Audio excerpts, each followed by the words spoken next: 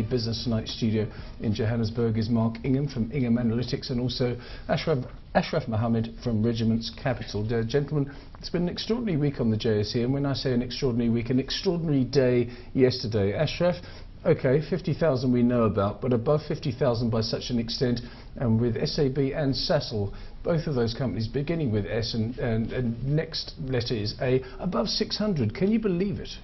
Well, it's, it is unbelievable. I watched your earlier show, Lindsay, and I thought you weren't going to mention it again. But, I do think that it is rather extended, and even with the adjusted PE of around 22, I don't think the growth prospects really support it. But people are nervous about where the rand is going, and they're chasing rand hedges. I mean, that's what's really driven the all-share above 50,000 over the past 2 weeks. I want us to unpack that even further because, as you mentioned, Lindsay recycles information, but SAB, Miller, Naspers, MTN and Sasol, which have all been pushing the market up quite strongly, they're down slightly today. Does this just show us that these darlings of the exchange still find it difficult to find value in such difficult times, though? With some of these stocks, you must look at the underlying dollar price, sterling price, for instance, and it doesn't look quite so rosy if you look at it in real money. But take Sasol, for instance. As Ashraf would attest, the two key variables are the currency and oil. Oil's been fairly stable the last number of months. It hasn't moved terribly much. But with the rand after we saw with the announcement that they had for their 9-month result, Sasol actually doing pretty well from a production point of view. So if you catalyze that with a weak rand, it gives you a fairly good underlying earnings prospect for the full year. Mark, what do you think about the rand? Is the rand thoroughly discounting at 10.75 a downgrade from S&P or whoever it is, or are people going to get a shock when that result comes out, which many people are saying it will? Lindsay, it's a very interesting point, and we won't know until we know type thing. But what I found quite interesting is that we've had foreign flows into bonds, covered of course, but so we have seen good foreign interest creeping back. The rand has been weak not only against the majors, but it's been weak against the Turkish lira, the real. So, it's been absolutely weak. And I think what we saw later on today as the markets came to close is that the rand actually gained some strength, but it's going to remain very choppy, Lindsay. Very choppy. 10.73. Ashraf, you were nodding your head in agreement with Mark on these sentiments. Yeah, and I think, there's a saying in the market, buy the rumor, sell the fact. Yes, the rand is weakening ahead of what will be a downgrade. I think, I don't think we need to speculate. I think we can accept that there will be a downgrade given the fact that we had negative growth in the first quarter. There's a risk of negative GDP growth in the second quarter. So they will make that move because they'll consider it fairly safe.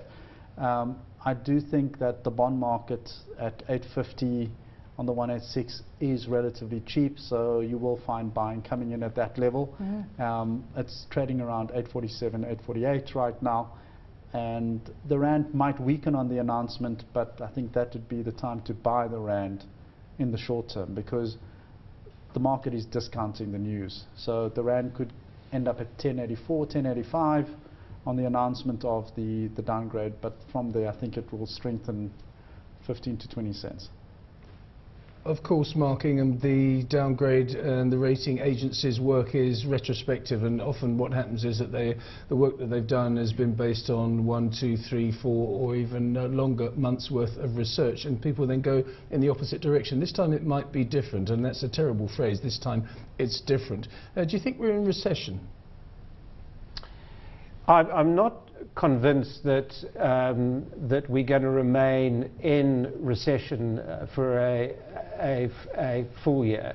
I think what we're seeing is the effects of the labour situation, which is appalling in South Africa, and so that's having the impact that it has. I think if we do get some stabilisation there, we could see quite a strong bounce back.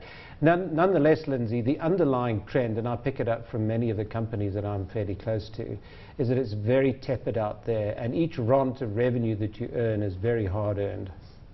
Just before we wrap up the markets discussion, I want us to touch on Afrox. I know that you read up on this one. Signing deals by the day, it seems, because just today they signed one with the steel equipment firm, recently with an LPG contract as well, and again equipment. So it does seem as though they're going rather aggressively from a management perspective as to securing future jobs here. Yeah, you know, Afrox has been doing some very useful things in the last year or two. Brett's been doing some good things as the MD, and I think the team as a whole is really coming through very well. And so we've had a raft of new contracts. The one with the sort of Columbus was really an extension of what they've already had, but it wasn't a fait accompli. So they really secured a very good deal for them, and in fact it'll now last 7 years. So all in all, I think Afrox is doing the right thing. It's not easy for them out there, but they're coming back strongly against their major competitors, and we've seen some very good price action in that stock in the last little while.